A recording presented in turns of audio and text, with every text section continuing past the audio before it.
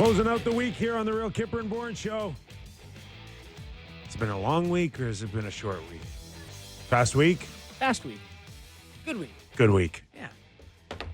One more game for the Toronto Maple Leafs before they shut it down for the next, how long is the tournament? 10 days? It's not that long. Yeah, they play on the 8th and they play on the 22nd. The Leafs do. So there's a gap in there. Well, wherever you're watching, listening, live on Sportsnet 590, The Fan, Sportsnet 360, Sportsnet Plus, we're glad you're with us for the next 2 hours. Nick Kypreos, Justin Bourne, Sammy McKee, Derek Brandeo, and Jake Schultz with you. Toronto Maple Leafs, fine fashion. I told you guys yesterday I wouldn't play Stolarz. I said, but he could pitch a shutout and make me eat my words. Mm-hmm. Almost pitched a shutout. Still ate a good chunk of my words, but it's fine. You wanted to eat the words. Just you're hoping little to eat the safe words. than sorry. Yeah. But it was quite the remarkable appearance after being off for a very long time here with 26 saves. Go ahead. I like to think, you're giving yourself too much, being too hard on yourself here. I do like to tell you you're wrong, Kyper, but at this point, I think your point is still a valid one about him not playing and him maybe resting and coming back or whatever. He looked great last night, but it's still not like you're, not being. I think you're being too hard on dodged yourself. a bullet. Yeah, sure. But, the save he makes on Montour, probably the cherry on top of a pretty good night. Yeah. I thought he looked great. He's now a .929 save percentage. When he's been in, man, he's been, outside Hellebuck, as good as it gets. His last game was December 12th. Oh, it's my birthday. And, happy birthday. Yeah, thank you. Did we get him anything, Sammy? Did we say it on air? I can't remember. I think so. Okay. Mark it down for next year, would you? No, we did. I remember because your wife texted me to be like, hey, make sure you say something because he hates it. Usually there are some signs. For me, the biggest one for goaltenders that have been off a real long time is rebound control. Mm-hmm. And there's no signs of it. I found it fascinating to watch how aggressive and confident he felt being off that long. Same here. And they said on the broadcast that he had been cleared to play for 7 to 10 days prior to that game and just really wanted to get to a place where he felt confident. And certainly looked like he felt confident last night. So that's a good sign. They did a good job on the broadcast last night of pointing out when he got hurt on December 12th, the push that he did on the right knee. And, he grabs at him. He misses the rest of that game. He misses 2 months. And then the play he made, was it the first or second shift of the game where the puck bounces over to the right side and he just pushes really hard. Yeah. Runs into the post, makes an unbelievable save. But I'm watching that. I'm like, I could barely watch. It does bring up the point that he's very hard on his body. Yeah. Oh, my God. Right? He uses the around. machine. It's not that hard when you for? constantly watch how aggressive he is, and he's a big body, a big frame, he's heavy, that how there could be wear and tear over the years with that big of a mass. He's got his moving retirement to use crutches. that Lay it on the quickly. line now. Right.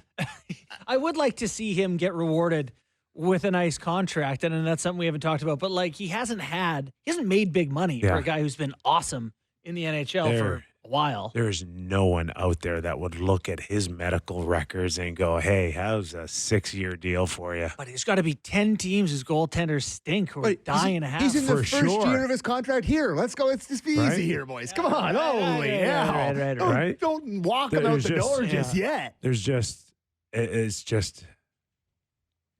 like, if you want to talk about a real short window where you can make maybe $5 or $6 million for a year or two, I think you could maybe go there. And you got to watch the rest of the season, right? You just got to. I mean, he literally just signed a $5 million contract for 2 years this offseason. Yeah. So he just made that money that you were talking about. Anyways. All right, let's go to Craig Berube on Anthony Stolarz and what he saw last night in Seattle. Clip one. Oh, hang on one sec. We're having tech issue. Okay. We got a computer malfunction up there. All right. Yeah. Okay. And we're Clip back. one. Yeah, no, it's great, obviously. I mean, he's a big part of this team. We know that. And when he was out, we missed him, but I thought he played a heck of a game. There you go. All right. Well, why don't we do the overview of the whole thing while we're talking to Craig? Shall we? Just, having Stolarz look that good coming off of a 2-month absence where, he didn't miss a beat. He feels the same way. Every little sentence you can say about it, it applied last night. I've been saying the thing that you guys have been, not you, because you're a nice guy, but Kyper's been looking at me rude, the hairy eyeball, that I actually have a bit of hope here that this goaltending situation could propel this team to some higher heights than they've been in years past. Watching that game last night, he was unbelievable, and he's been off for 2 months, and he's the second best goalie in the league, and their other goalie's good. I'm okay. I'm okay with what you're saying up until just the point where it's like, but if it does falter a little bit, if it does pull back a little bit, I'm more hyper focused still on what's missing or what's not quite right in front of them. Well, yes, but they've never had this, Kip. They have in this whole Matthews and Marner era. Oh no! They've never had. You got to go back to Belfour and Potvin and Cujo to even have anything that remotely resembles this. And Freddie was good. No, Freddie's not even. He's not even in conversation. Not in the same conversation. No. So, no. And I get it. There's a lot to be excited about because I'm looking around the league, and there's not a team that can touch that right now. No. Just need one of them, So, are you going to stay on goaltending here? It was. Okay, yeah. go. When the Leafs tried to shore up their power play this offseason, they had Riley and OEL, and they're like, one of them should be able to play the point. Saying one of them doesn't always feel great, and it's kind of how I feel about their goalies here. Like, surely one of them will play well in the playoffs, right? But to see the other guy, the first guy is going to have to fail. I am curious to know if one of them becomes the guy. If it's like, this is our guy, we got 28 games left. Is there time for one of them to become the guy? So it's not one of these guys will do it. Who's going to do it? So that you're thinking about that. You're thinking about if you have two starters, you don't have one situation. That's what you're getting at here. You said it much better than I did. I don't envision either one of them going on a 3 or 4 week heater in the playoffs. No, you think it'd be tag the other guy in as need be? Yeah, I think if it may be that year where you go 1A, 1B, and I'm not saying that you wouldn't get consecutive starts in the playoffs. You can go 2 or 3, but there might be that game where it doesn't look that great, and you go to the other guy and you let the other one regroup or reset, because there's been a lot of regrouping, a lot of resetting over the last few years, and I just think that and you lose in playoffs. I think everyone loses. I think many of them are just built differently. The mentality of that workhorse and net seems to be kind of dying a little bit, and I'm sure we'll get into this more in our national hour with Allmark, who every Ottawa fan and probably everybody in the organization were going like, but we need you here. Mm-hmm. We're playing Tampa Bay. It's a huge game. You think they were bummed he wasn't in last night? And he was nowhere to be found to start. Dr. Seasonoff visiting with him again? Apparently. Yeah. Do you guys think the Wool Stolarz statue when they win the cup will be Woolars and it'll be half and half? Just Woolars at the bottom? Like both their number on the back? I dare you to say that in our national hour. Yes. No, that's enough. I'm going to pass on that. Go share that with Vancouver, Winnipeg, and Edmonton. But regardless, if this, it's a big if, okay? But if you're getting close to what these two guys' level is in the playoffs. Yes, you have a chance. Regardless of who you put in there, you feel good, like you have the chance, like you have the edge in that, and clearly the Stars still need to shoot it in the net, and lots of things need to happen for you to win. Yeah. But goaltending's a pretty big part of it. It's starting pitching. You can win 2-1. Yeah. Mm-hmm. Well, right? They've lost a lot of 2-1 games, too. Well, these two tendies. Just the other part of the equation last night. And, if it was a Samsonov in that last night? Was that another game that they could find a way to lose? That's a good question. Yeah, it's not like Stolarz had to steal the game. No, he didn't steal the game. Another goalie could let it slip away. I saw a lot of pressure, and I saw a lot of missed opportunities by Seattle. And, if they got a bounce or break. Team they are. Yeah, right? is anyone in Shane Seattle Wright's listening?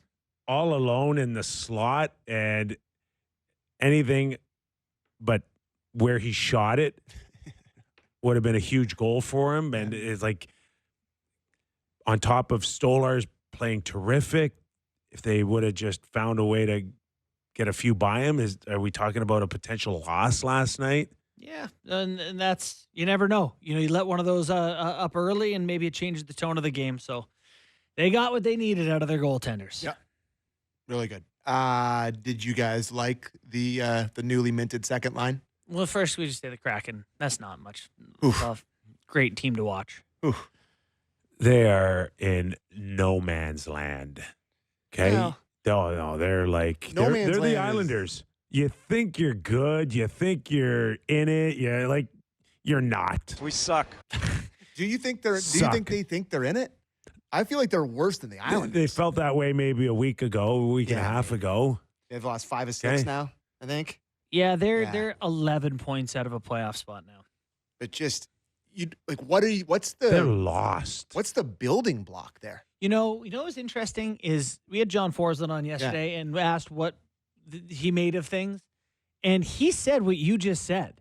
He was like, the defensive structure, they just kind of aren't sure what they're doing out there. And I listened to that. I'm like, you never hear that. Like that, he basically said the coach has not got them and in then any sort of you watch him last night and you're like, I get it. Yes. And that's their play-by-play guy. I know. Yeah. He's seeing it a ton. Yeah. Right? Bylsma was coaching in the American League. Is this his first year with Seattle after Hackstall? He was with Coachella Valley the year before. Yeah. And then he moved on. They had Todd McClellan and Dean Evison As options. Turn them down to go for Dan Bylsma. Oopsies. Okay? Think about that for a second. Yeah. And Mistake. how many other teams were fighting for Dan Bylsma? And I'm trying to make sense of why that would happen. And I got to say, from what I know of or hear about Bylsma, it's not like he's a warm and fuzzy guy to be around. It's not like it's, we did this because it'll be great with the media or whatever. Like, I don't know. To me, it seems like passing up on particularly Evison, who's turned Columbus around as McClellan, obviously doing great too. The more you hear out of Seattle, the more you think that it was like a real collective group that made the coaching decision on top of whatever power Ron Francis had. But this was Dan Bylsma was handpicked by a number of people in that organization. Maybe they're selling themselves on him being with the guys that are moving up through the organization, kind of like that's probably exactly trying to right. be like the John Cooper of Seattle who coached the Admirals and came up with all those guys. And it's like, it's really not John Cooper. All those guys are Shane Wright in this case. Yeah, End of story. Yeah, basically it. I guess. Anyways, Where do you want to go? You want to go with the lines, Second line, the look of Marner, Tavares, and Nylander? Yeah, you want to hear good radio? I we need more. We got a clip on it. I need to see more. All right, let's go to head coach Berube. Clip 4. They were fine, but I thought they could have executed better on some situations that they didn't. They normally would. Just kind of mishandled pucks and didn't execute the pass at the time, because there was opportunities for them to strike and get some opportunities, but I didn't think that they executed well enough. I think in general our team, maybe execution with the puck was a little off tonight for me. So that's kind of exactly it for me, Kip, was that I thought on any other night where they looked a little sharper, they could have made a couple of plays. There could have been something there, but there wasn't something there. Yeah. It's a lot of special you know how teams. critical I am of needing to see more puck movement. Mm-hmm. It's almost as if they overpassed last night. It's like we're with all the boys here. Dish it about. Yeah, I could see that. A couple times in the offensive zone. They just overdid it a little bit. Did you catch Craig Berube pregame? I think maybe it was with Masters on the broadcast, where he was just like, I'm really concerned about them getting to the middle of the ice and playing on the perimeter. It's like he was pissed about it. Oh, really? Yeah, he's like, I'm because they asked him about that question. It's like, gets there. yeah, but like, he's like, I'm worried about them being too much on the perimeter and, the pass. Like basically everything that he said in this thing, he was worried about and pissed about. It felt like they were kind of tripping over each other and they weren't in the right spots. And I didn't think they were a good mix. I think when you have talented players, it's harder. It takes some time for them to figure out how they work together. I really do. Last night it didn't click immediately by any stretch. Yeah. I didn't like Willie's game all that much, but I'm not sure if it's something that you could keep together for a long time here. Mm-hmm. I think, as to your point, you can always just, in a flash, put them together if you need something or a different look. But to think that this can last long, I don't really see it. Expected goals by line last night, 40% for the fourth line, 38% for the Tavares line, like nothing there, and then 85% for the Matthews line. So they're the only line that was any good. I'm just looking at because the Leafs are on the ice right now because they're in BC, and the lines are the same as they were going into the game yesterday. So it looks like they're going to go back to it tonight. I mean, you have Domi on the top line, but what did Domi end up playing last night? 13 something? Not a ton. He's on the first line, quote unquote, but I think his shifts get limited here and there. So I think Matthews and Marner played over 24 minutes or something last night. So anyways. Is that right? 24 minutes? Maybe I'm not right. No, I got it right here. Almost 23 for Matthews, and Mitch is 25. 25. A lot of minutes last night for a regular season. He had a 3-minute shift at the end of the game. He got stuck out there at the end. And then, so that's what happened. All right. Knies, high stick? High stick or no? Oh, my God. All day long. You know why it was not called a high stick? Because he did it quick. No. Because he's moving quick and trying to. Why do you got? No, you're wrong. It wasn't. It's because they only have one camera. That's why. What do you mean? Who only has one camera? The league. Since when? All they had was the same highlight TSN ran about 10 times. Did you get a second angle? No, but shouldn't they have several? Yes, they should. Is that a TSN thing? I don't know who it is. That Craven TSN. I don't know who it is, but that's all. When the referees went to the Toronto, they only had the same angle we had. They're like, let's see another angle, and they just had one guy there filming it. Like, that was it. Well, so they were had the above view, and they show the above view. I'm like, that's great. Very helpful. Really good stuff. So they all thought it was a high stick, but that angle cannot definitively tell it to them or tell the officials. Therefore, the call on the ice stood. Well, and also, that's why it was a good goal, because they only have one camera. The way you know it was a high stick, so for the record, happens pretty quickly, the whole thing. The way you know it's a high stick is Knies doesn't want to admit he touched it. He sends somebody else first. He sends someone else first Domi, down the line, whoever shot it, to make it look like that shot went clean in. And then when they say it counts, he's on the bench hiding his face, being like, what is going on here? And I'm watching it, and I'm like, okay, give us a different angle. There's got to be an ice level angle. I was watching with my dad. I'm like, can we there's got to be another angle. No, Where's let's another go to the angle? same one. Yeah. No, let's go to third time, fourth time, same angle all the time. I'm like, what's going on?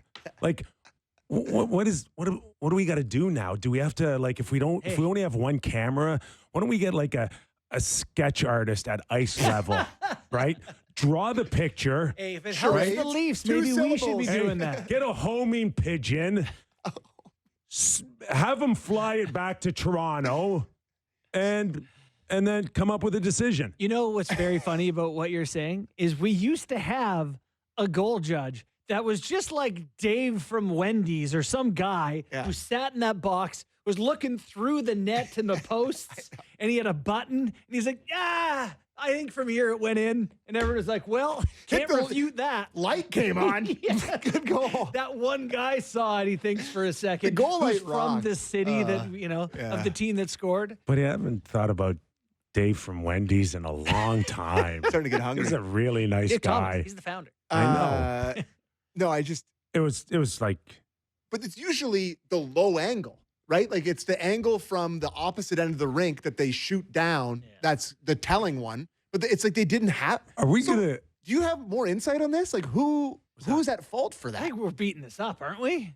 I don't know if it was a TSN thing. I don't know if it's a league thing. I have Climate no Pledge idea. Arena thing? All I know is that that's the same look that they went on.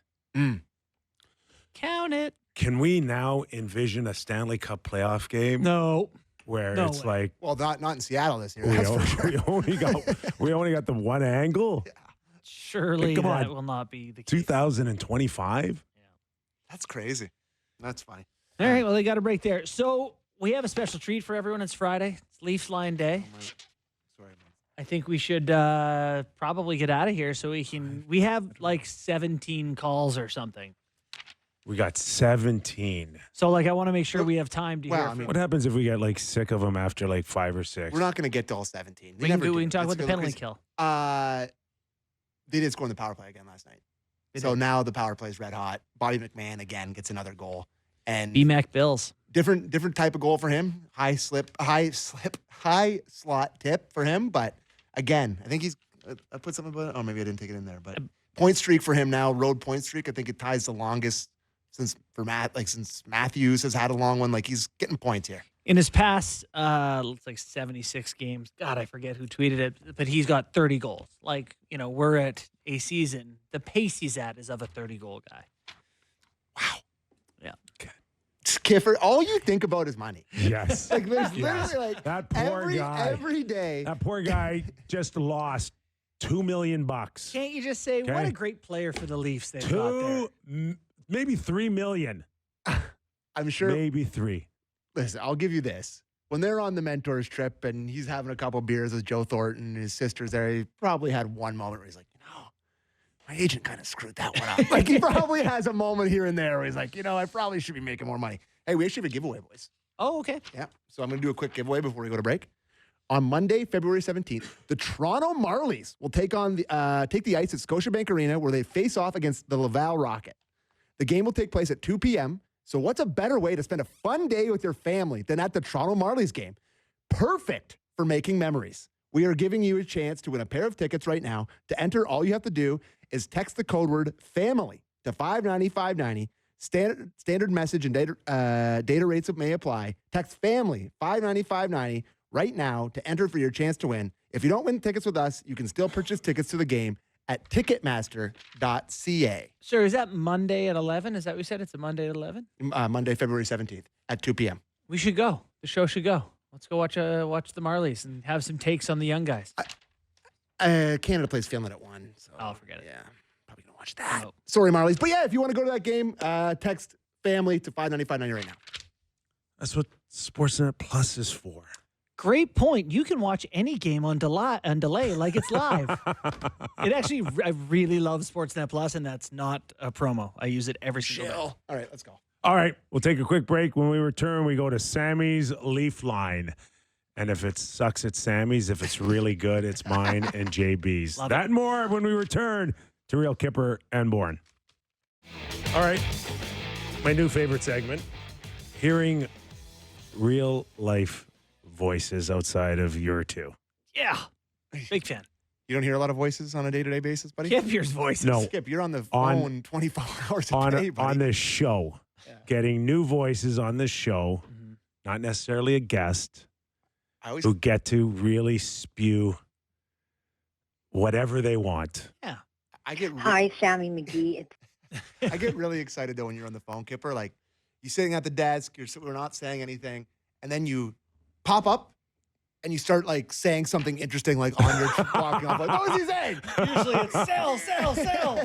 What was he saying to him? Who is that? This is all part of my Sportsnet.ca trade board Oh yeah, that has a brand new listing, some interesting names. Oh my I'd say. God. So we will discuss in greater detail in the National Hour.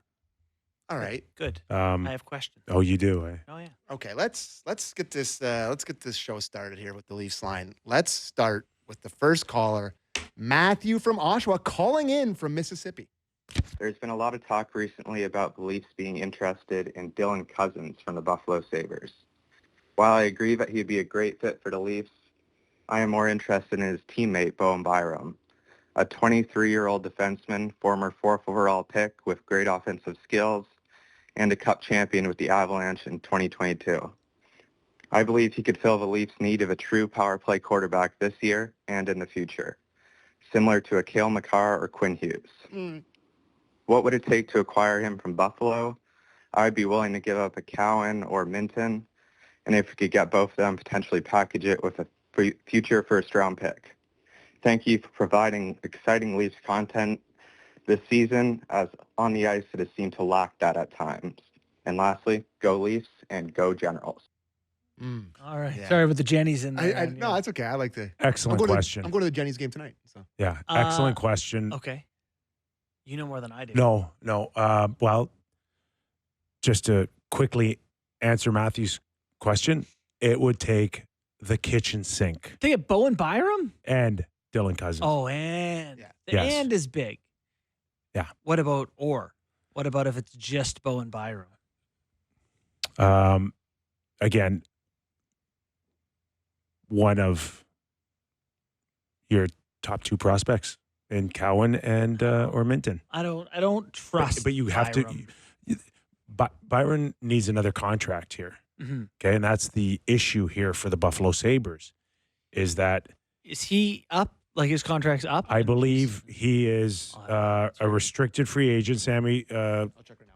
I got it. I think he's a restricted free agent Yeah, And he's then an RFA. for 2 more years. Okay. And then he's So he's under team control for 3 years, like a baseball term. Well, this year And then 2 2 more. yeah. yes. Yeah.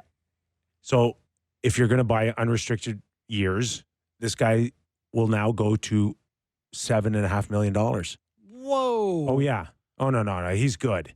The only issue with him is these concussion issues that teams may have Mhm. concerns about, and I think there's plenty of time to look at that before you make a commitment. But this guy is good, You know what's okay? interesting that and stands out? he can produce. Yeah, he doesn't have any. There's no evidence of that at the NHL yet. I know he can. He has 27 points, 53 games, which good. 6 goals Yeah. is more than double the Toronto Maple Leafs' high scoring D. What I like is he plays 23.09 per night. Yeah, They have good Yes. D, and they must like him. He's played every game this season he's their Somehow +8 on He- the Sabres. on the Sabres. Yeah. He's their second best D behind Darlene. Oh yeah. Well, Oh, you're, yeah. you're not a power guy. Well, no, but Power's still young and he's still learning. Then why and the hell would they trade them? Why is this guy in the trade room? because There they are too many guys who do that. too much money. And Power plays offensive D. Darlene can play some offensive D. So just to kind of follow up a little bit, Good question, Matthew, by the way. is that they've got now this Samuelson kid who's hurt at $4 million. I hated his contract when he four signed four it. two five Yeah. for like forever. That was a weird one. It's a 7-year deal for a guy who everyone's like, who? So if by chance they can move that money out, Matthias, Yeah, if there's a chance that they can trade his contract out, Yeah. there might be a chance to sign Byram. Till 2030, yeah. But one of them can't stay. Till 2030. One of them can't Samuelson. stay. So just to It's kind of like in- spin this back to the Toronto Maple Leafs, like a Dylan Cousins and Byram trade to the Leafs is a blockbuster beyond blockbusters. Yeah. You're giving up maybe Minton and Cowan And I'm not even sure. to start. I'm not even sure that those are the right answers this year. You're talking about 2 young guys who've never been in the playoffs. Well, Byram was. Oh, Byron won a Yeah, cup. yeah, Right. Byram was My good. bad. Yeah. And one more equation. Then you got to find a way to get Morgan Riley's contract out by next summer. Because you think Byram does that? Yeah. Well, yeah, you're trading him because he is now your, Nah, Riley's not going anywhere. for the time being. I wouldn't even challenge it. He's just going to be here. Okay. Let's go to Stuart from Cape Breton. We're big in the East Coast, boys. I'm calling about a debate I've been having the past few weeks with my buddies about Mitch Marner and the Four Nations team. Is he going to be on PP1 for Team Canada? I have one good friend who thinks he's not creative enough and cannot facilitate enough with the big studs on the power play. I'm hoping we can prove him wrong. And if so, is he on the power play? What position will he play? Who will be on the sides, the bumpers? Braden Point? Hey, I love listening to you when I'm on. Big fan. Can't wait for Off the Rails Friday. Hear what Doug McLean's going on about some book or being on some golf course or drinking wine or something. Thanks, boys. Looking forward to hearing your thoughts. Thank you. Okay, we got to play that again, but slower. Dial down the RPMs. Oh, Boy, go Jesus. boy there. Yeah. I caught power play for Mitch Will Marner. Marner be on the power play at the Four Nations face-off? He will, but he'll be on the second unit. He won't be on the first one. I think that makes perfect sense. So first unit. Well, McCarr is going to play D. Yeah, that's pretty good. That's a good McDavid. start. Yeah, okay. I like that. McKinnon. McKinnon, Braden Point in the bumper. And Reinhardt? Reinhardt. I think that's got a chance to have some success. This has a chance, he says. Yeah. Well, the second one's going to be stuck with Sidney Crosby, Mitch Marner, And Point. Braden Point's in Point. the first one, isn't he? Well, or Reinhardt, depending. No, Reinhardt. Reinhardt first one? That's what I would do. Probably Morrissey, the next guy you want to shoot at. Theodore, Taves. I think there's lots of options. Anyways, good question. Wow. And then I don't know what he said about Doug McLean. He lost me. He said that. I heard wine forward and to- Doug No, McLean. Thanks, boys. Looking forward to hearing your thoughts. Looking forward to hearing All Doug right. McLean later, unfortunately. Good question. Let's go to Kinley in Victoria, British Columbia. I'm calling due to the fact that Saturday is truly my Super Bowl. I cannot stress how much this game means to me in Vancouver. I'm surrounded by idiot Canuck fans, and I truly need the Leafs to win very bad after that 3-0 stinker earlier this season. I remember when I was 7 years old, I got a Joffrey Lupul jersey for Christmas, and I was so excited to wear it to hockey practice. I show up to practice, and all my coach says to me, fully grown man, take it off, Leafs suck. Anyways, this leads to my question. I was thinking how badly I would want 2018 Jake Muzzin on this blue line and how it would take us from an above-average Leafs team to an instant cup contender. If you could add any one season of a Maple Leaf from the Austin Matthews era to this team, who would you choose? Also, if the Canucks ever get good again, it'd be really, really funny if you guys never mention it on National Hour and suddenly start talking about the Winnipeg Jets. Anyways, huge fan, go Leafs, and let's get this win on Saturday. Wow, great.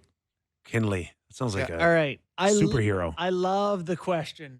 One season of a player Yeah. from the Matthews Marner Yeah, era. done. I already Who? knew it. Oh, Kadri, bud. Kadri. It's Kadri. That's what's missing. It's Kadri. Now you got to go trade for that guy. You need one of You those want Kadri guys. over Ryan O'Reilly? Well, I mean, Two trade You're targets. talking about- Gonna be back. you're talking about Kadri's younger, is he not now? I don't know. I take Kadri over Ryan O'Reilly now, but you're also talking about a guy that won the Conn Smythe and is already, established as a premier kind of 200-foot guy. So, Mhm. but Kadri for me. It's funny that you can't name one D that you would. Hear me out on this one, okay? I actually liked Joel Edmondson last year, but it wouldn't be my pick.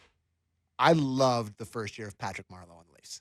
Okay. Patrick Marleau's Yeah. first year as a Toronto Maple Leaf, I think he scored 25, 26 goals for the Leafs. Scored multiple goals in Game 7 against the Boston Bruins when they ended up losing 7-5. He scored 2 goals in the first period. Frederick Anderson let in 4 beer leaguers in the third period, and Jake Gardner still takes a beating for it. But Patrick Marleau on the third line right now, flying up and down the wing, doing his good defensive work. I like Patrick Marleau. You're right now in this never game. going to be hired What to about run a team. what about If we're asking for one season to We're plop onto talking this about team a right now- game changer here. He was good, man. He was good. People forget. Yeah. Not a game you guys changer. don't want Forget. all-star season Leo Komarov? He scored 27 in his first year as a Leaf. He was good, man. People, you weigh it against the crappy contract and what you had to pay to get rid of him. But that first year, man, he was really good. I'm telling you. They almost probably got out of the first round. He scored that 2 year. goals in Game 7, bud. 2 Did he? goals. He did. He Yeah. did. Should have scored 3 then. Nah, anyways. Yeah. Goalposts keep moving. Oh, Kadri. Oh, what a creative answer. I'm trying to get a little creative here. Oh, Kadri. Did Kadri have good playoffs here? He was sitting on the He's suspended every He was in year. the press box for all of them because he cross-checked guys in the We're face. talking about bringing a guy back today to win. No, but I That think was you're the getting question. the best season of a best guy. season. If you're just putting Wait, it in oh, here. I thought it was to come back and You mean play like, you thought I today. meant, now I know why you think I'm an idiot. You think I meant Patrick Marleau today, 43-year-old. retired? Yeah, I did. Oh, I get now why you think I'm an idiot. Yes. Now I get it. Okay. All right. So, like, you can take anybody's in their prime. And All right. Ryan O'Reilly. actually, Ron Hainsey probably because he was Ooh, good one. because that's the best Riley ever was. That's a Playing good with one. him. Anyways, good chat, boys. Peak Shin. Let's go to Doug in the Philippines. Hi, guys. I know what you're saying about reviews. They're a little lengthy. However, having said that, in 1993, when Mr. Gilmore was cut by Mr. Gretzky and Mr. Fraser missed it, I could have used that review and we could have maybe have won that cup. That's what Glenn Anderson told me. At the time, they would have beaten Montreal. There you go. First off, let me say, I can't believe where people are calling in from. It's LA, it's Mississippi, it's the Philippines, it's Cape Breton. I kind of thought worldwide. everyone would be from They're finding us. Newmarket or something, you know? Listen, I will say it is a bit of a cheat code if you're like from somewhere cooler. Yeah. But like, I went through all the calls today and they were from all over the place. Like they just are. I don't know what to tell you. The high stick that people fixate over here, was there blood involved? Would that have been a Yes. 5? But the thing is, Yeah, there was blood. and so they would have reviewed it for a major. Or they would like, how does that work now? Yeah, they call a major and then they can review it. So they would have been reviewed and then at least. But if no one sees it, they can't call anything. I know this is the Leaf Hour, but how many fans out there can go back over the last 50 years and say, yeah, if we had video review, then come on. Buffalo might want a word. Yeah, the Sabres. I wanna talk to Brett Hall. Islanders would have lost to the Flyers on an offside. Well, it might have been delayed a period. That's all. Bobby Nye had a pretty good head start. There was a controversial offside in that? Nystrom tips one in on his backhand, and he's probably a blade over the line. Oh, yeah. Yeah. Oh, yeah. Lots of Really? white. Yeah. Really? Lots of I white. gotta look that one up. Didn't know that one. But yeah, I think he was just making fun of you for how against it you were. And I saw, people like, Kyper's trying to cost people their jobs on the reviews. Oh, People were really? mad at you. People had that? Yeah, people were mad at you about that. Cost jobs. Whose Yeah. jobs? Well, the guy, Beaner. You're going to try to put Beaner out of a job? Trying to get rid of But there's better ways. You're anti-Beaner. Hey, Admit it. hey, Say it. There's better way. There's better ways to earn $30 an hour. Oh, my God. Let's go to Chuck Nelson. Chuck We've Nelson. had Chuck before. Yeah, oh, right? yeah. Yeah. Up, Chuck. 17. Hey, how's it going? Chuck Nelson here. It's been a while. Anyways, I'm calling because you had a caller on last week. He really irked me. I don't remember the gentleman's name, but I think he said he was calling from Peanut Butter and Jelly, Ontario. Anyways, the guy said he was 72 years old, lifelong Leaf fan, and is now a fan of the Ottawa Senators. What blasphemy is that? I mean, come on. At least if you were a fan of the Leafs and you turned over to the Canadians, I'd understand with their history and their 22 championships. But the Ottawa Senators? Who's an Ottawa Senator fan? They were the kids that used to eat paste in kindergarten. Anyways, back in 2012, Pancake Paul and I went to Ottawa to watch the NHL All-Star Game. We spent the entire weekend making fun of all those Ottawa Senator fans. Oh, it was such a glorious time to be alive. Anyways, that's all I have to say this week. You guys are doing a great job. Anyways, Chuck Nelson here. Chuck Go see my Nelson. movies. Go see my. Chuck has recurring character He's got two first names. That's a great handle. Yeah. Buddy, Chuck Nelson. Yeah. he's got fantastic energy. I love the call. Name a kid Chuck, man. I'm into it. Here's what I'll say about, if there's any Ottawa Senators fans listening in the Ottawa region, if you're listening to the Leafs, I don't know why you would do that to yourself. But they are all getting pretty horned up about, we're 2 points behind the Leafs or 2 points behind the Leafs. I know you're new to this. They're so close. I know They you're were new, right there. I know you're new to this. But the regular season has a lot of ebbs and flows. So don't get too up ahead of yourself. Don't get too down because now you're, 8 points back, 6 points back at the Leaf immediately. Six with a game in hand for the Leafs. Just, Pump the brakes. breathe. They Breathe. A lost. lot of season left. Breathe through it. They lost. Everyone season loses left. to Tampa. It's okay. They lost Norris and then Pinto. Chuck? Oh, Josh. that sucks. They almost lost Brady Tkachuk last night, too. Oh, yeah, weird one. Anyways. smacked his back pretty good into the boards. Well, hopefully they get healthy. Ottawa fans just breathe. I think they got one more in Florida this weekend.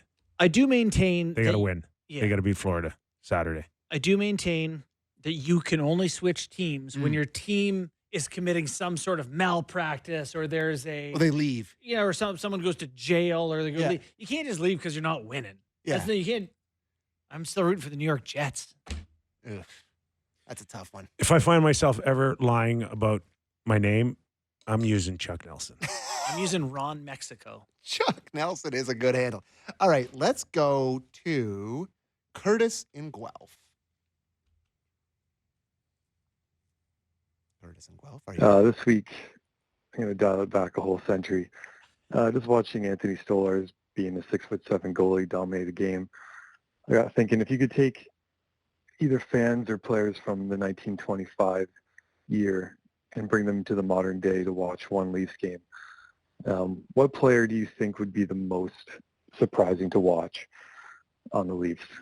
And also, what would be the one element that would be the most shocking, whether it be the money involved or the beer prices or equipment, shot, speed, whatever it is. I mean, at 1925, there wasn't even a forward pass yet. So anyways, looking forward to hearing your thoughts and enjoying the show as always. Curtis is going to make us work right now. These are great questions. That's a great question. 100 years ago, Yes. a fan comes today. Yes. What is Yes. most shocking? Probably the massive elevated screen above the ice. Like, what the hell is that? Oh my First God. of all, the average height in 1925 was like 5'4". Napoleon was on defense. Yeah. That's a good point. Right? Yeah, I think that's his point of Stolarz. Like Yes. just an absolute freak of nature. With the shiny bucket, the sight of Stolarz might make a person from 1925 faint. Like, they might just faint. Oh, my God. And we don't have a beer is legitimately $22. That's going to be a home in 1925. And we don't have to go back to 1925. We're doing it like from 1999. Yeah. We're doing it 2010. Very different. $20+ for a beer. Yeah. Yeah. Come on. I got to tell you, one of the perks of getting sober is just not going bankrupt every time you leave the house. That used to be devastating going to a... Yeah, it's crazy how much a beer costs there. Yeah. Like, it's just too much. But that's it, and it's not just there. That's just what it is at pro sports events, most places in Canada anyway. So that's probably what, they were like taking out their silver dollar to buy a beer. They'd be like, oh, you need 22 more of those. Player-wise, watching Connor McDavid skate full speed would be a bit jarring. I think even a player, anyone from, if you brought someone from, what was it, the Northlands Coliseum? Is that what it used to be back in the days for the Oilers? Edmonton, yeah. If you brought someone from 1985 even to a game now to watch Connor, they'd be blown away by how unbelievable he is. It's just a different level. But that and the mascot. The mascot. God, I don't know if someone from 1925 could understand what a mascot is.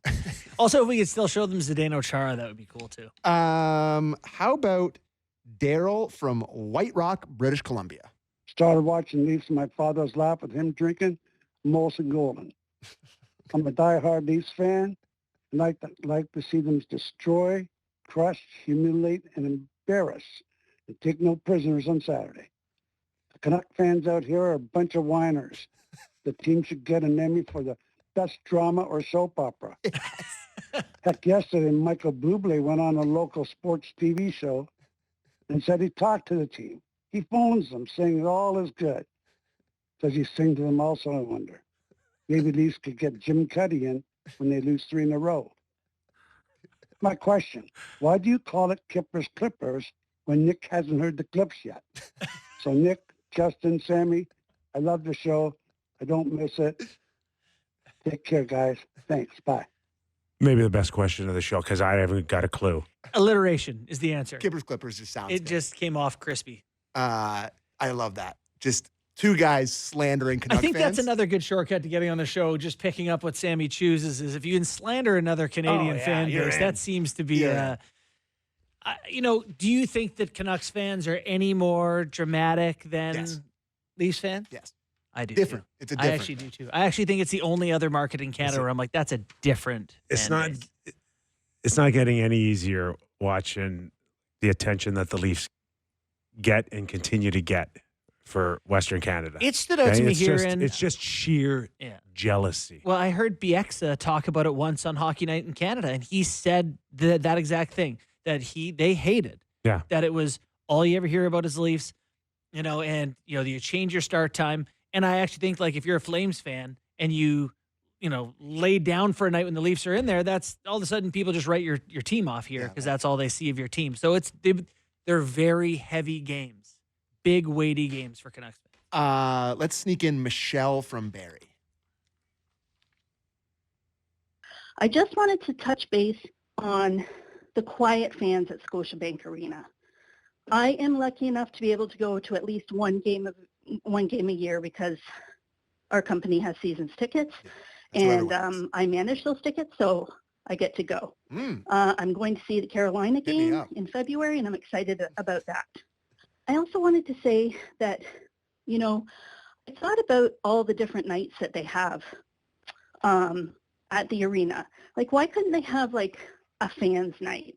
Aside from seasons ticket holders, maybe they could offer one night only at discounted rates to get those fans in that can't afford to go to the games at those inflated ticket prices.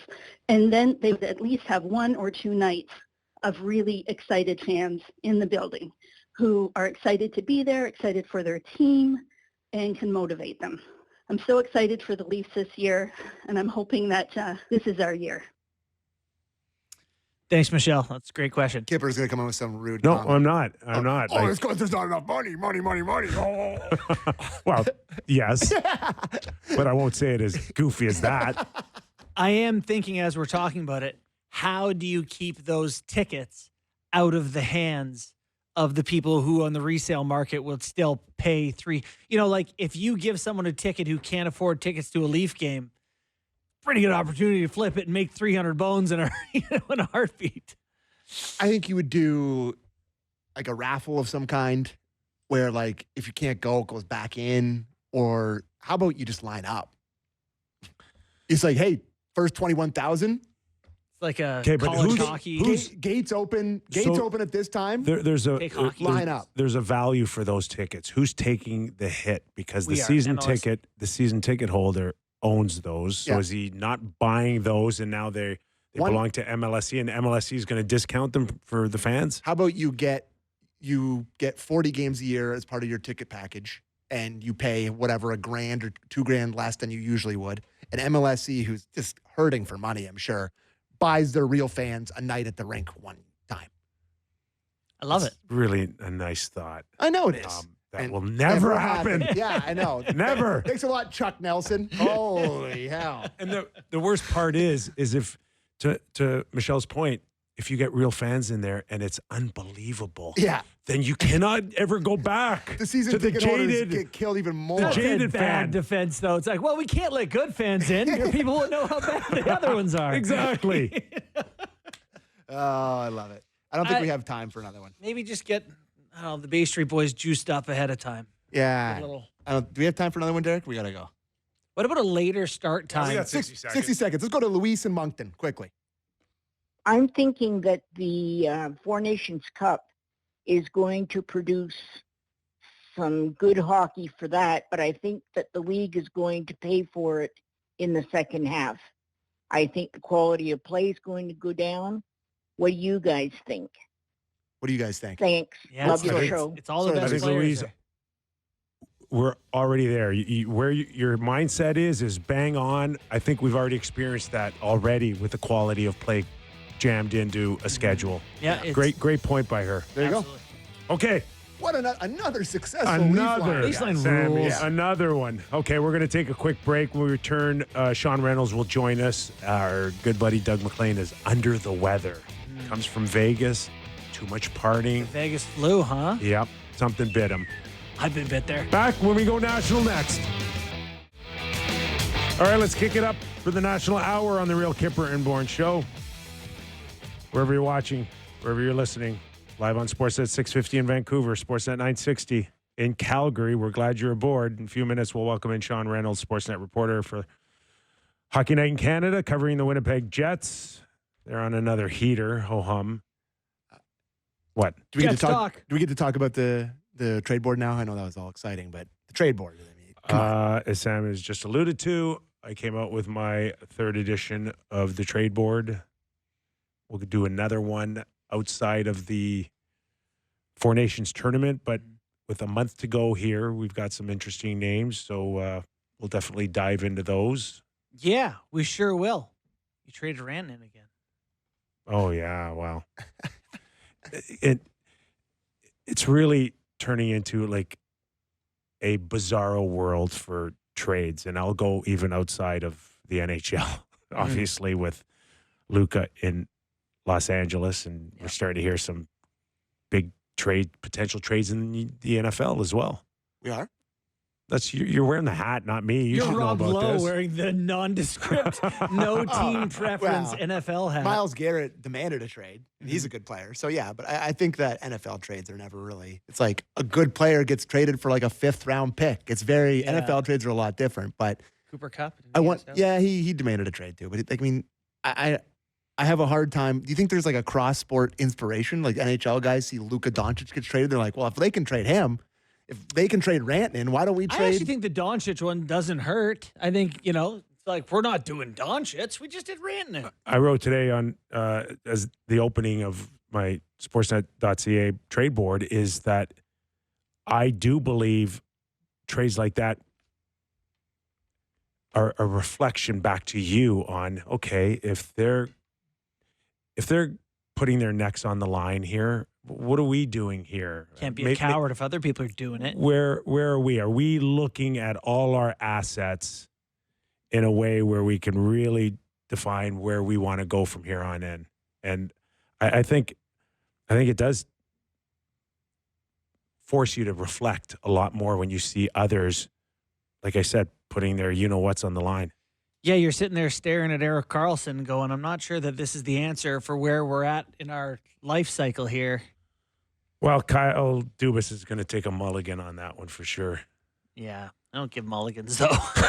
Unfortunately, you got to figure out what to do with that. The team you mentioned in there was Ottawa Senators. Ottawa Senators. I think that they are looking at the last 2 games and going, we may have let something slip against Tampa Bay. Like I said, in our first hour, they got Florida coming up. But in the meantime, they got to get this thing over the line here and make the playoffs. Yeah, you think that's an Andlauer related thing? New owner trying to. You're at this point here now, where you haven't done the usual Sens thing where you've sucked at the start of the year and you've gotten hot and you kind of like are faking a playoff to play rest. games now. You're in a race here. You've gotten this far. New owner. I'm sure there's a ton of pressure to get into the playoffs. But they want some gates. Ton of pressure. A lot of pressure on me to remind everybody that Real Kyper and Bourne is brought to you by Bet365. It sure All right, is. Let's welcome in Sean Reynolds. He's been a great guest here. Tons of pressure on us now to leave the drama to the Vancouver Canucks and get just to real hockey talk about a good hockey club. As you've noticed on our show, we're attracted to hair on fire news. We don't really do good hockey clubs that just go out there and win. Yeah. Stable. Boring. I'll tell you this, when I first started this job, I used to think that because, I came on when the Jets were trying to figure things out, back in 2014. And I thought, man, I just want to, cover a team that's in the playoffs and steady and good. And those teams are boring because they just do the same thing over and over again. That's what this Jets team is. That, if you're looking for action and, fires to put out, it's not there. This team that they're this team that has a very good idea of who they are. They go out and they execute it night after night. They know every guy on the ice knows what he's supposed to be doing. Every guy does it. It makes it hard to come up with questions afterwards because it's you're like Bill Murray in Groundhog Day. They just do the same thing over and over again, and it ends up in wins. It's consistency can be a little bit boring. So I understand why you like to go to the places where everyone's hair's on fire. You just got a microphone. You guys were good, huh? You know what? That would be one of my better questions in the last couple of months. So you write me a few more if you've got them. All right. Well, I do have a question for you. Kyper put out his trade board today. The Jets are fantastic. Does it make it harder to make a big move knowing it's like, we don't want to upset how perfectly things are going here? Yeah, it's so interesting because their second line had been a problem last year, and it had been a problem for the majority of this past year as well. And then all of a sudden now, Nemesnikov and Perfetti and Ehlers look to have figured it out, right? And the Jets have had time to let things breathe and for people to figure things out, because their first line is carried so much, and when they're not doing it, their defensive structure really is this, the what makes this team so good. And then you've got great goaltending and everything like that. So they've had the time, and now all of a sudden that line is doing well, and you've got this little wrinkle where before he got injured, they moved Adam Lowry up to the second line center role. And it worked. Like, it worked really well. He and you may not think he's the same thing as Nikolai Ehlers, but they're both at the heart of it straight line players who like to get to the front of the net, and that just worked so well between them. So it's almost like you've got these built-in options that you can go to, which exist already. I think the Jets need to see a little bit more runway with that second line to know whether or not they want to address it. But I'll say this. I think there was a little bit of a tell with Scott Arniel today, who talked about, some of the players in the dressing room. Mason Appleton had said, almost came with the "if it ain't broke, don't fix it" kind of thing. We're the best team in the league, and, why mess with that? Scott Arniel, I thought, had a little bit of a tell where he said, you take a look at the teams that have gone really deep the last number of years.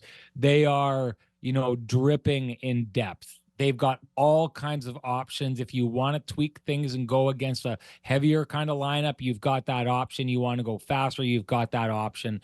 So I think there's always something to be said about, not upsetting the mix. But I wouldn't worry about that if I were the Winnipeg Jets, because as guys come in and out of the lineup, all the guys that they've brought in from the Manitoba Moose, who have been a struggling hockey team this year, come up, and they're all popping when they come up. So I think the Jets are that kind of team that, you walk, and you always hear this, it's easy. When you're playing well, it's easy. I know exactly what I'm supposed to do. My role is really defined. The Jets, all their roles are really defined. So I think whoever they bring in, and if you're bringing in hockey players, I don't see them having a hard time fitting in and working with this Jets team. You're watching and listening to Sean Reynolds, Sportsnet reporter in Winnipeg, covering and doing a great job for us on Hockey Night in Canada. So, Sean, in just saying what you're saying, and Winnipeg could probably win the next 8 out of 10 games that they play, but I don't think anyone will ever truly believe that, like, they'd be one of the favorites. It's Edmonton, it's Vegas, to your point a little bit here. And is there a danger if Kevin Cheveldayoff doesn't do something rather significant on the year that they should really go for it? It could come back and bite them. Yeah, I'll go with that. I agree with that 100%, because I think that this is and let's be honest with ourselves. In years past, like last year, Sean Monahan was one of the best gets as a center, and the Jets went out and got him. And at the trade deadline, they went out and they got Tyler Toffoli. They probably should have addressed their back end a little bit more than they did, but the Winnipeg Jets are a team that when they've thought they had a chance to do it, they go out and they add. So I'm not expecting them to do anything less. I think that they're going to be even busier than they were last year. But to your point, Kyper, everything with this Winnipeg Jets team and where they are right now, I think started 2 years ago in the offseason when everyone thought that they were going to be losing. And I think those players thought they were moving on as well. But Mark Scheifele and Connor Hellebuck, and the pitch that they kept them on there was like, well, we know you want to win a Stanley Cup and we want to win a Stanley Cup. So what we can promise you is whatever we need to do to win a Stanley Cup as an organization, we are going to do. And so I think that promise was like, no doubt, Connor Hellebuck, after that happens, he goes out, he wins a Vezina. He's going to win another one this year. He very well could win a Hart Trophy the way things are going. Mark Scheifele, second in the league in goals. He's having the best year he's ever had before. Those players have held up their end of the bargain. So I would expect them to expect the Winnipeg Jets as a franchise to hold up that end of the bargain. And to be honest with you, the way that Kevin Cheveldayoff conducts himself, the way that owner Mark Chipman wants this team to be, I would expect nothing less than them to spend or go get whatever they feel is in their power to put this team in the best possible situation to win a cup. Sean, in preparing for our chat today, I'm looking through the Jets stats. They're first in the NHL in goals for per game, first in the NHL in goals against per game. You kind of go through the whole thing. It's just like, man, they're kind of good all over. The thing that stands out to me is they're first in power play percentage at 33.8%. I'm just toggling back through the years to find out what the highest was every year. 10 years ago, 23%, 24.5 was the best you would see in the NHL. They are head and shoulders above what the best power plays have been. The Leafs kind of struggled to find it, even though they have all their talent. What makes theirs work so perfectly? Okay, so you'd like to say that it's the players, right? Because you've got Kyle Connor and Mark Scheifele who are right there, 2 and 3 in the league in scoring. Gabe Vilardi is just like, his hands are so underrated. I think top 5 sets of hands in the NHL. He's so good in front of the net. Nikolai Ehlers, they've added in there. The perfect, top quarterback in Josh Morrissey. And you'd like to say that it's just the personnel. But it's not just the personnel, because usually if they don't score, the second power play unit goes out and seems to score as well. And that's a whole bunch of, like Vladislav Nemestikov and Neil Pionk and Cole Perfetti and Nino Niederreiter, like this, Alex Iafallo, who's typically on their fourth line, jumps up there. And those guys are scoring like crazy as well. Davis Payne, I think, has just been absolutely brilliant. And what he's done is taken a power play that at the heart of it, what they do is every guy gets the puck and he's going to take it to the net, right? And if you don't stop him, he's going to take it to the net. He's going to do something with it. So what you're doing is every time someone gets the puck, the defense is forced to commit.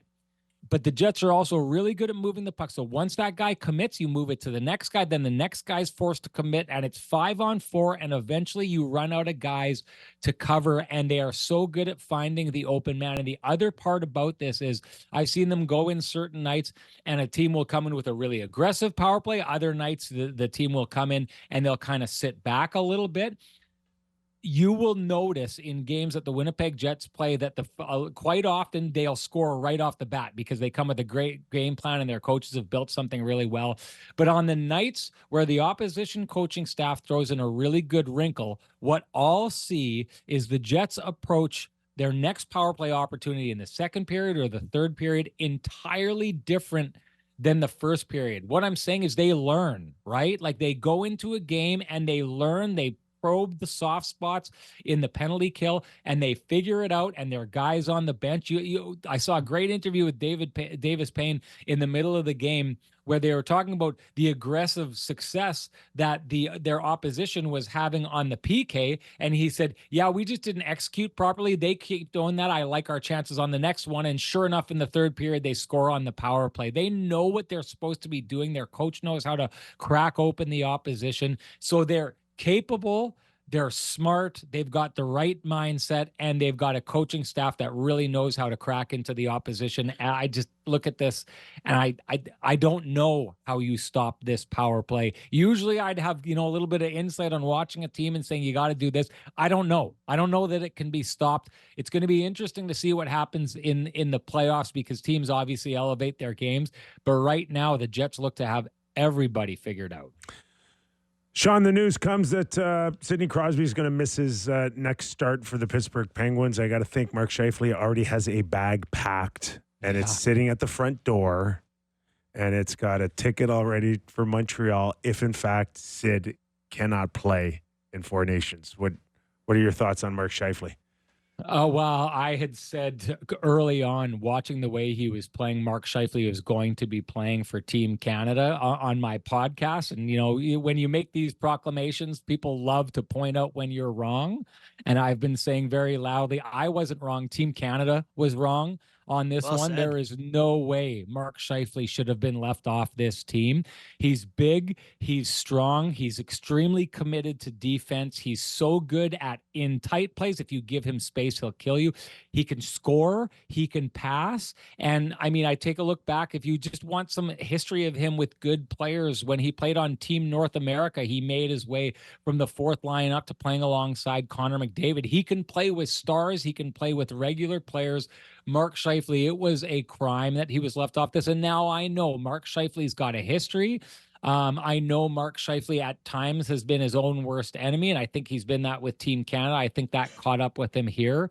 But it was it is going to be, especially considering that this, for the most part, I think is just going to be a tune-up for the Olympics. Getting Mark Scheifele in a Team Canada jersey and seeing him play alongside a lot of the players that you are going to be wanting, trying to win an Olympic gold medal for you, I think is really, if you are a Canadian hockey fan, you want to see Mark Scheifele get into that jersey and get into this tournament, because if he keeps playing like this and, you know, he's a committed guy, I don't see him slowing down. I would be blown away if he doesn't find his way onto the Olympic roster next season. And hey, let's be honest though, like one of the only 2 or 3 guys you wouldn't want to see miss it for Scheifele or Crosby. You know, like it's like, yeah, like love Seth Jarvis, but maybe you could tweak an ankle for Scheifele or something. Yeah. That might be nicer. Yeah. Losing the captain and, you know, a guy who's on pace to maybe, I mean, you know, a lot of people don't think he'll do it, but I didn't think Ovi was going to get here as fast as he is. I take a look at Crosby and I think, you know, he keeps playing the way he is a couple more years. He's knocking on the door of second all time in scoring. That's not the kind of guy you want to lose, especially when he's still playing at a point per game pace. Yeah. Pretty baffling stuff. So good to take it out of Winnipeg, Kip. Yeah. All right. Let's look around Canada a little bit, Sean. I know you're in touch with it all, and we've seen the Vancouver Canucks sort of remake their roster, a couple of major trades. You have seen how dressing room turmoil has impacted the Jets and sort of them finding themselves on the other side of that. Do you think that Elias Pettersson has to go too, or do you think he can be a part of things healing for the Canucks? I don't know enough about what went wrong there to know if that's the case. I know I've talked with some people who thought that, you know, Vancouver is thinking maybe they're going to have to get rid of both. Let's look at it, though, from the Jets' perspective, because what I do know is the Jets are at a place now where they are so unbelievably committed, and I think right now they're playing the most honest game in the NHL, right? Like they've won 7 in a row, and they've won 7 in a row because for 7 straight nights I've watched them outwork the opposition. That it's not just that they're good, and they're good enough to win games that they're not the better of the two teams, but they're going out and they're leaving no question. That didn't used to be the Winnipeg Jets. The Winnipeg Jets, I think, used to play a very dishonest game. Connor Hellebuyck got the reputation he did because the Jets would just disappear in front of him and leave it to him to kind of save the day. They do have very opportunistic scoring, so I can't tell you how many games I watched where the Jets were just putrid on the ice. Their goalie kept them in it, and they went out and popped 3 goals in the third period and beat, you know, the lowly Ottawa Senators 3-2. That's how they used to play. The Jets got there by fixing their room. You've heard, and I mean, we see Rick Bowness works around there, works on Hockey Night in Canada. So I know a lot of people out there have had conversations with him. He came in and he knew he needed to fix the room, and clearly they needed to move a couple guys to do it. And those guys in the end were pretty obvious. It was Blake Wheeler and it was Pierre-Luc Dubois. And ever since then, that room has got tighter and tighter and tighter. And here's the deal. You know, Mark Scheifele adores Blake Wheeler. Josh Morrissey adores Blake Wheeler. Connor Hellebuyck, Kyle Connor. These guys adore that guy. It's kind of similar to JT Miller in the sense that, you know, people look and they think, well, how can it be a bad room, or how can he be a bad influence if the guys love the guy? And in the end, there's just certain things that get away in the way of team unity. And if we can get them out of the way, I think the Winnipeg Jets are an example that you can cure cancer. That was a cancerous dressing room. They've cured it. And now this is what you see a Winnipeg Jets team look like. And I think I can tell you guys, I went in when Vancouver came rolling through town. They were pretty low. All that stuff was going on. Elliott Friedman had come into town to go see the team there. And I walked in and I was in that dressing room and I talked to one of my, partners in the media. And I said, this room feels like the Jets room felt 5 years ago. And I'd said to that person, whatever stock you have in the Vancouver Canucks, sell it right now, because that room looks damaged to me. That said, they've moved that player, a guy who was clearly central to whatever was going on there. And now you're seeing a little bit of a bounce back. I'm interested to see how long it carries on for. But I think Winnipeg was the test case. If you talk to Rick Bowness on like the things you need to do to clear the path to let a room heal and let a room breathe. And I think they've started that process in Vancouver. So clearly you like the Calgary Flames' chances of getting that last wild card spot. Well, but they moved the guy, right? Like they moved JT Miller out of there, and all of a sudden they're getting results. I mean, Vancouver was the team that was, duking it out for first in the NHL for most of last year, and then they fall off this year. I always, again, every time I'm on with you, Kyper, I'm sure you've seen a lot. I'm sure you've seen a lot of rooms that really stunk, and I'm sure you've been in some really, really great rooms before. And sometimes it can be like heading in a direction and you don't even know that it's going there, and then suddenly it's there. I'm wondering with Vancouver what's going to happen now that it's out of the way. Maybe guys are going to be able to be more themselves. Maybe they can come back there. The one thing I know is they've got the higher end capabilities than Calgary has. Calgary's only hope is they just need to outgrind you. That's going to be tough to get over the finish line, just being that team that grinds and grinds and grinds and gets out points. When you're Vancouver, any team can grind. If you can get them working, and Rick Tockett's brilliant, you can get them grinding, but they also can win games with a skill level that Calgary can't. Well, just Demko, right? Right. Did that have something to do with how he feels lately? Is it coming off the injury where it's like it's behind him mentally now? But that guy hits another level and starts looking like Connor Hellebuck, changes the dynamics in Vancouver. Yeah, well, and I mean, I guess you're kind of getting that for in Calgary with Wolf, right? Like they already have that, right? So you make a good point. If you're adding pieces to the puzzle to complete that playoff picture, Demko's game, that puzzle piece has been missing. Whereas in Calgary with Wolf, that puzzle piece has been very present, and probably one of the biggest reasons they are where they are right now. So you add that, and I think you make a great point. It's just there's a lot of things that you could start clicking in and going right for the Vancouver Canucks. It'll be interesting to see if those pieces start falling into place now that they've cleared a little bit of air out of the dressing room. Sean, last one for me. Just chat about the Ottawa Senators here. They're in a playoff hunt, a real one.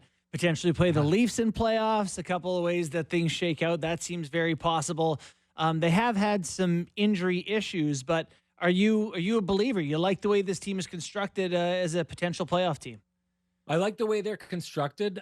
I like their coaching, and I like it a lot.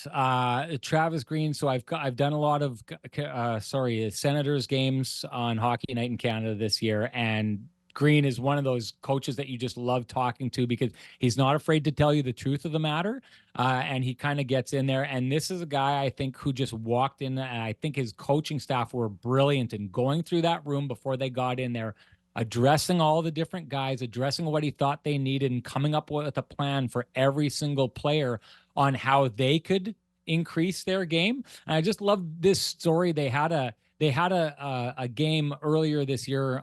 Early on, they were playing the Rangers, and they outplayed the Rangers. And it was when we still thought the Rangers were, a cup contender.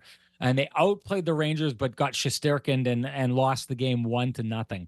And I love this. Green tells us that he was, went out and he saw Claude Giroux afterwards. And this is still when they're trying to figure out how to be a team that grinds, right? And a team that shows up night after night. And he says to Giroux, how'd you think we played tonight? And Giroux says, I thought we were great. I thought we were the better team. I think that we should have won that game, right? And so the story is that's Friday night. They're flying home to Ottawa, where I'm waiting to do the game, and then they're playing on back-to-back nights. And so Green says, I agree with you. We better do it again tomorrow. And the idea behind it is he's been trying to nail into those guys. Nothing matters more than consistency. And what I've seen from it is The Senators had a really good run of hockey right before Christmas, and then they tailed off. And I think all of us watching them the last couple of years are thinking, okay, the other shoe's about to drop. Here they fall. And Green is getting them into that never satisfied kind of thing. It's okay to fall, but you got to get back up. So, yeah, I think they were doing great. They ran into Tampa Bay. Tampa Bay is that team that has that capability, and they flex their muscles on them. I like the chances that Green is going to get this team back on track to bounce back. I think they're not as fragile as they've been in the past. I think they've got their mindset on where they want to go. I like the team, and I like their chances. Great stuff, Sean. Really appreciate you coming on today. And, here on the Real Kyper and Bourne show, we like to think that we perform as honest as the Winnipeg Jets do every night. It's not what I'm seeing, guys, but it's a mark to get to. That's good analysis, I'd say. Hey, yeah. And by the way, I don't know, for people that cannot see him on Zoom, you've got great hair today. Every once in a while, I get a text saying, JB's got great hair. But you're killing him right now. It's got is it frosted tip in the front? What do you got? Some blonde streaks? You know what it is? It's actually it's like a veneer. It's like having fake teeth on the front. I just worked out and I gave it a little slick, but if I turn like this, you can see the fault and all that's going on back there. It's I'm just barely holding it together, guys. Yeah, exactly. So great job again. We usually get Doug McLean. He's a little under the weather, but your segment here with the great hair and no crustiness was fantastic was today, refreshing. buddy. Thanks, Sean. Thanks for doing this. Well, hey, before I go, I just wanted to say great list, Kyper, and it's people very, very interested in it in Winnipeg because I think they're going to add. Yes. I think you nailed a lot of names on that list, and a lot of those names I think are names that the Winnipeg Jets as a franchise are looking at. So great job. Wow, we're dumping Doug every Friday. You give me compliments like that. Sean Reynolds, thank you very much, my friend. Thanks, bud. Have a great weekend. Bye-bye. I just want to read your list, just name after name. He's the man. I love Sean. Yeah, Sean's awesome. You want to do that now, or you want to go to the break? We're gonna do game time, and then we're gonna come back and we're gonna go through. We're gonna literally go name by name. Okay. He just listed the league who's not in the playoffs. Too That's bad. who's available. We're going name by name. People, what I didn't find out working in this business is that people just care about trades. Trades are so it's the start of the year, and then you make it into this time, and all people care about is trades. Trades. It's been the one consistent thing since I first started working at Sportsnet in 1998 is the hockey trades. And we have trades in baseball, but it's not, at least up here, it's not the show. Yeah. Football, whatever the case is, basketball. Basketball deadline's getting closer to into the NHL in terms of interest. I think, they did a bunch for it yesterday, but it's not. It's not here, like baby. this. Trade deadline smokes the Stanley Cup final in ratings.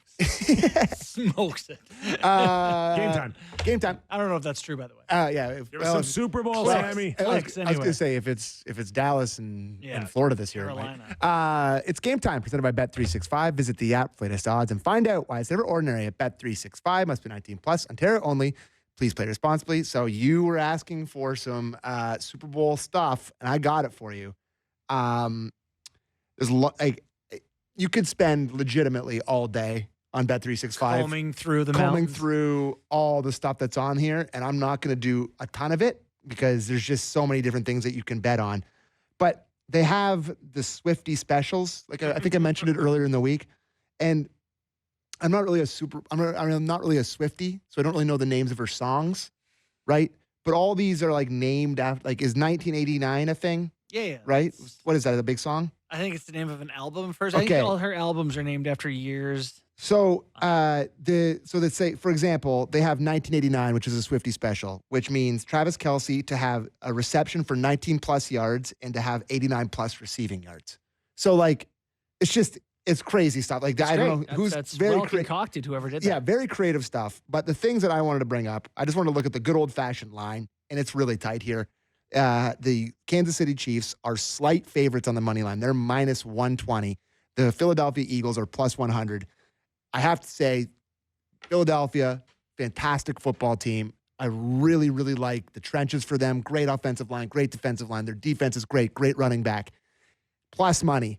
I just can't do it. But here's what else is that the books they're designed to try to get bets on both sides of things. There's going to be a lot of bets on Kansas City because they're famous. People know them. It's the one time they bet a year, whatever. They're also this fantastic. To me says, of course. But this to me says that the Eagles are probably good bet. I think in a football-only sense. Yes, the Eagles are a live underdog, but when it gets down to it, it's 3rd and 8, and it's Patrick Mahomes when he's going to just scramble the sideline, get the first down, throw to Travis Kelce, and the Chiefs are going to win the Super Bowl. With all the things that come with that, you blaming the refs and all the Oh, and I'm wearing my ref hat today. So the last thing I'll bring up, I was mentioning all the Travis Kelce stuff. He was not featured much against the Bills. I think he only had 2 catches potentially in that game. The Bills still found a way to lose. Anyways, that's neither here nor there. Give me Travis Kelce to score the first touchdown of the Super Bowl at plus 750. I love that number. And on the other side of it, if you wanted to pick an Eagle in that, I love Jalen Hurts to score the first touchdown of the game, plus 550, because they get down to the goal line, they do their stupid little tush push, and he scores the touchdown. So those would be my 2 picks for the first touchdown of the game. And I cannot wait, even though I despise both of these franchises. Yeah, cool. And over-under on KFC eaten in pounds on the weekend by you? Or? No, I'm going to a party. You guys going to a party? Yeah. Always. Hopefully it's not that you didn't get invited. So I'm going to a party. Shout out to my boy John, unbelievable cook. I'm really looking forward to it. Too big of a party because you can't watch the game. Yeah, yes, you're right. No, this is the worst take of all time. No, it's yes, not. you can watch the game. You can't. You guys are doing it wrong. Then you get up, take a leak, someone's in your seat. Can't have that. Kipper, you have a mansion, buddy. You don't have enough seats for everybody. Anyways, I've never gone to a Super Bowl party where like I can't watch the game. Sit on the couch and watch the game. You're just too social. Anyways, that was Game Time presented by Bet365. Visit the app for the odds and find out why it's never ordinary at Bet365. Must be 19 plus. Ontario only. Please play responsibly. Okay, we'll take a quick break and we'll go over this list. Our latest Sportsnet.ca Trade Board 3.0. It's my list on some of the names that are now surfacing that we'll keep an eye on. Mm-hmm. You're not going to want to miss this segment. Back when we return to Real Kyper and Bourne. Closing out the week here on the Real Kyper and Bourne show with an army crawl to Friday, to the weekend. No, we're sprinting across the line. Are we sprinting? We got trade board talk. Bit of housekeeping. We were talking about it a little bit in the break. But next week with the Four Nations face-off and the no NHL hockey, on Monday coming off the weekend, so we'll do the Leafs coming off playing against the Canucks. We'll be doing 2 hours. Normal show. Bam, for bam. 2 hours. And then from Tuesday to Friday, we'll be on from 5 to 6 only. So just the national hour we'll be doing. We'll still chat some Leafs in there, I would imagine, but there won't be much. We'll be doing more of the tee-up stuff for the Four Nations and trying to get on some bigger guests for that's I guess that's my job that I'm talking about on the air. But anyways, I'm not doing anything. So yeah, we'll be only on it for an hour from Tuesday to Friday next week. But on Monday, we're our regular 2 hours from 4 to 6. So there you go. And I'm going to be writing about the Four Nations face-off too. Let's go. As a reminder, this hour of Real Kyper and Bourne brought to you by Bet365. We get into some news and notes around the National Hockey League, which will center around my trade deadline board that you can find on Sportsnet.ca. Left a few names on. The one that people are probably asking me the most about is Mikko Rantanen, who was traded, 2 weeks ago? Yep. 2.5 weeks ago? Yep. To It'll Carolina. be 2 weeks ago tonight. And yet, I won't take him off my list. Fridays. Interesting. So the implication here is if the Carolina Hurricanes don't feel like they can re-sign Rantanen, they don't want to risk losing him for nothing. They don't want the might Gensel still situation. Flip him. That's the word I'm getting, is that they were willing to make this trade, but I'm not sure they were willing to watch another top player walk out the door for nothing, especially when you consider that Nate Cash is lighting up. Very good hockey player who had another year at $6.5 million. That's a heck of an asset with tremendous value, and then end up with nothing again. So that's the theory behind that. As of this week, my understanding is that there's no significant ground or talks about Rantanen signing in Carolina just yet. I mean, anything can change at any moment, but it's going to take a big number for Carolina to lock this guy down. And you can sit there and start saying he's only got, 2 points in 6 games? Is that right? Yeah. It's been slow start. 1 goal against Chicago. I don't think that there's teams out there thinking that all this time this guy's been this great player because he got to play with Nate McKinnon. No, there's no doubt that he is an elite scorer still. Playing with McKinnon helps a little bit, but there's no doubt he can create a lot of offense. So, I saw somewhere that he's gotten, I think he's maybe over close to 1.4 points per game without McKinnon in his career. Like, he's definitely a guy that drives his own. And you had alluded to the fact that there's still some shell shock from getting traded, going to a new situation. He's playing a lot less than, like, 2.5 minutes less per Bednar game. really plays the guys. Plays the dog. Plays them. Like, I mean, Nakesh has been up over 24 a couple times already there. So I got to think that Carolina had to have known what they were getting themselves I into. think it's a good move. You know, it's tough to get elite players. They trade to get one. They try to make them comfortable and show him we can win and we're competitive. If he doesn't want to do it, I wouldn't blame him for saying we just can't take that risk. But they need to be having talks right now and trying to make that happen, trying to push it over the finish line. Let's get to some other names on the list, unless you want more on that. I'm good there. Brad Marchand. Yeah, I don't hear that they've made it a top priority as of now. I think they're still trying to figure out if they've got a team that's going to make the playoffs or not. Because they've got a lot of guys there where it's like Trent Frederick, Charlie Coyle, Brandon Carlo. Are they all on your list? Because we've broken this down into like 4 or 5 segments. Okay. Going into next month, I've left a few off because I just didn't prioritize them right now.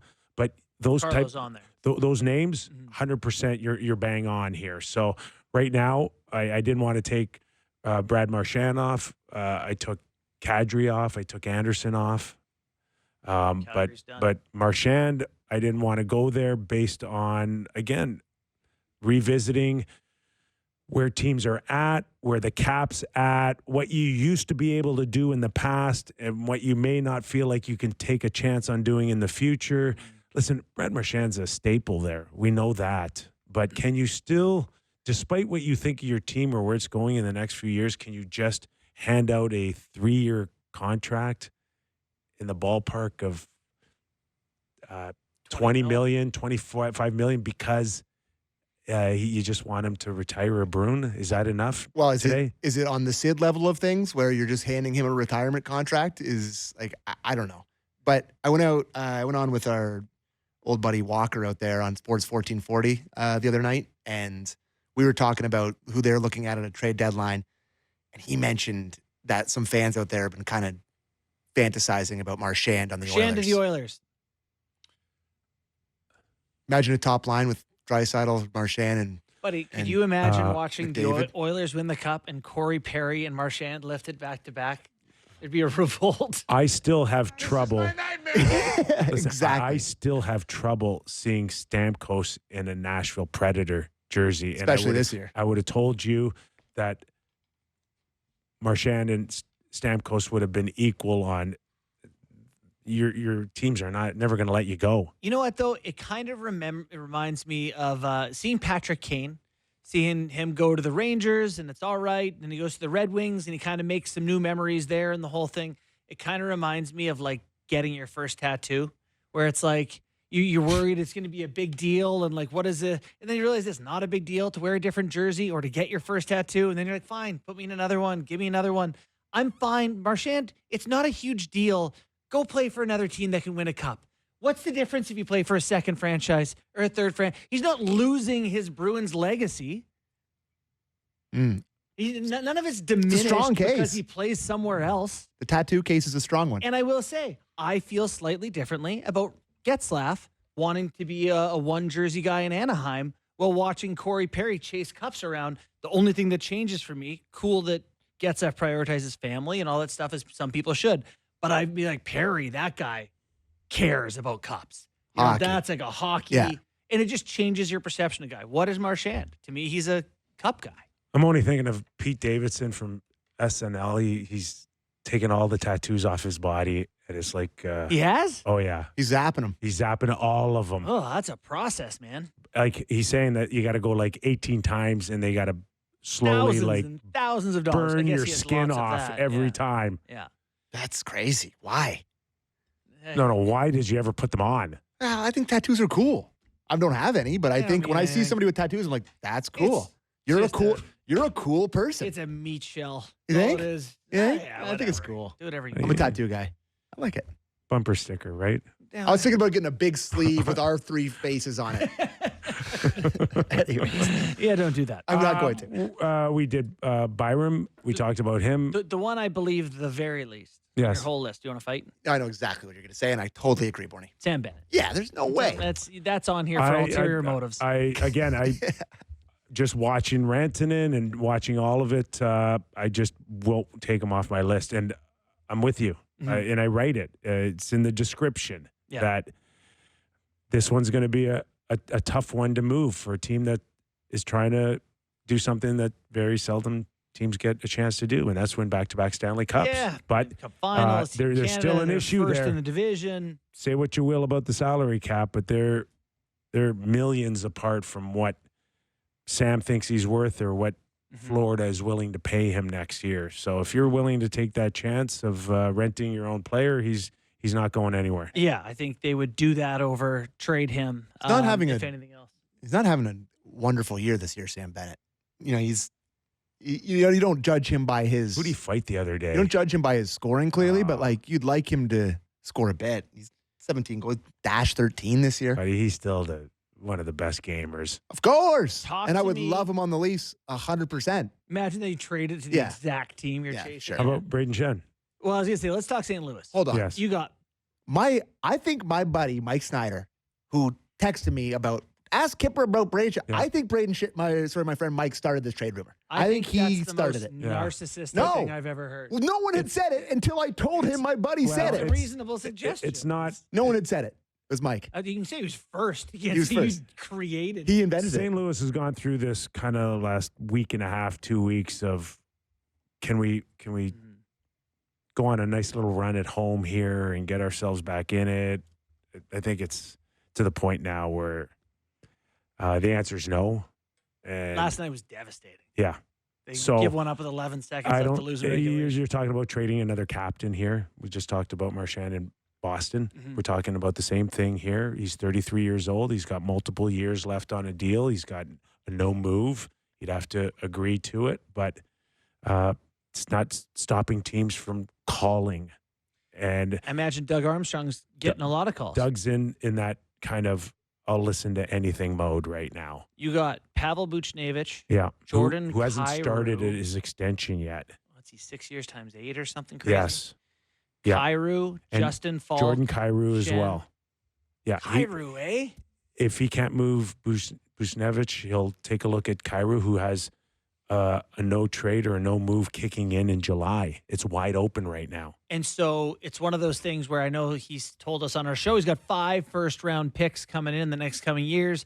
Eventually, those guys, when they're good, are going to need money. If you don't believe Kyrou is going to be relevant in 3-4 years when these guys are good, yeah, I can see Kyrou moving. I don't think Craig Berube wants him here in Toronto. The thought a few years ago was that you're going to build around Robert Thomas and Kyrou. Yeah. And I think he might be halfway there right now. There won't take calls on Thomas. I would not take a call on Robert Thomas. But he's a really good player.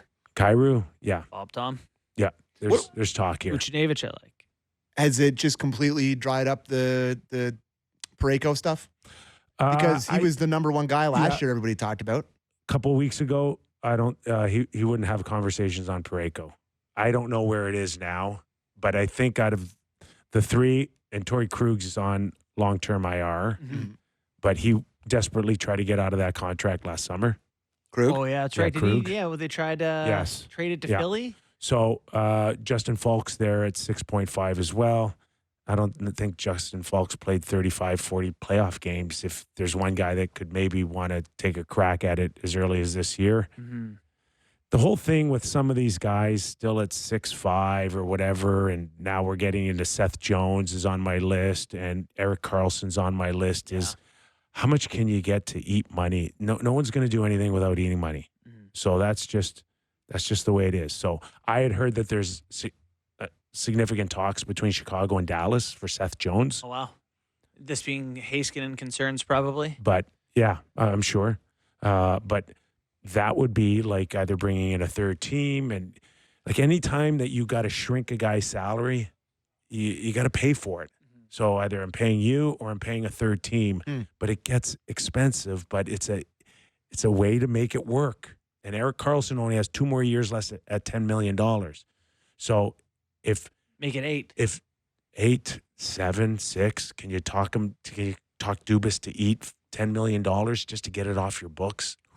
And pick up significant assets for it? Well, the only way you're doing it is if you are picking up assets and you're assuming you're not going to be good next year anyway, and it's going to run out the clock and the cap's going up, and you say, we'll eat 3 of it or whatever, 4. I'm intrigued by Erik Karlsson maybe going back to Ottawa. Could you imagine Ottawa's D with Sanderson, Karlsson, and Shabbat? Yeah. I mean, God, how could you get a handle on that group? I mean, they make some mistakes, but create some too. You'd be nervous bringing him in a room, but there's some history there, some success in the past. Would he be more comfortable there again? 2016. That's a long time ago, man. I'm not listen, about the history valid. or about just like when he was there. When's the last season he played? It was 2017 there. It's valid. All of it's valid, but you can't go out and find these guys. They're hard to get. Right? No kidding. They're just you want to try to get your team better. Ottawa really Karlsson business. Really has to make the playoffs this year. Although he helped the Leafs. He would help the Leafs? Yes.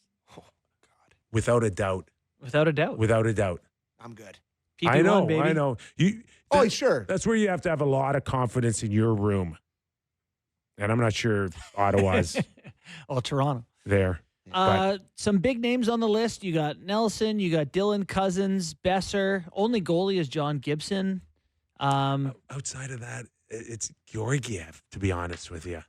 Georgiev. Well, give me another name. No, but like, who would? Forgiev? Isn't that what his name? Like, who would? Right? Who would? Yeah. Well, Grubauer's out there too. Like, I don't know. There's this theory now out there that you need 3 good goalies. Oh, relax. Right? Leafs going to trade Matt Murray? I don't think so. No. No, trust he's their the goalies. third. He's the third guy. The Leafs of all teams do. Yeah. Philly, Rasmus Ristolainen, Scott Laughton. I like him or Carlo in Edmonton. Yeah. Ristolainen? I think Ristolainen's come a long way. I think a lot of these really long, rangy guys take a long time to really be the best versions of themselves. But Edmonton would need to get Carlo's salary down to about 2.5, 2.7. Edmonton? Who said anything about Edmonton? What's that? He did. Oh, He said he liked Ristolainen or Carlo. For them. Edmonton. Yeah. You got to get those salaries down, Yeah. and you got to give up some assets, some recent assets. Mathieu Olivier? Still, I got to go by what Donnie Waddell told us on our show, about a month and a half ago. Loves him, doesn't want to move him, but I don't know what it's going to cost. $2.5, $3 million a year. Can you get $10 to $12 million on a long-term deal? I think he can. Pretty effective at his role, yeah. And a lot of contenders right now would love to have him on your 4th line. As much as they would love to have Alex Kerfoot. If Brad Treliving traded for Kerfoot back, I'd have to. I would not do the show. Lawson Krause is on my list. Yeah. And again, I don't think Utah's in a position to give him away. But if you make us an offer we can't refuse, he's interesting to me. Yeah. I wonder if Utah feels any pressure to add and keep being competitive in their first season before they name their team. Krause is huge. Huge. Yeah, they're hard to find. 6'4", 220. Anyways, like I said, if you get a chance, go on sportsnet.ca and take a look at the list. Love to get your thoughts.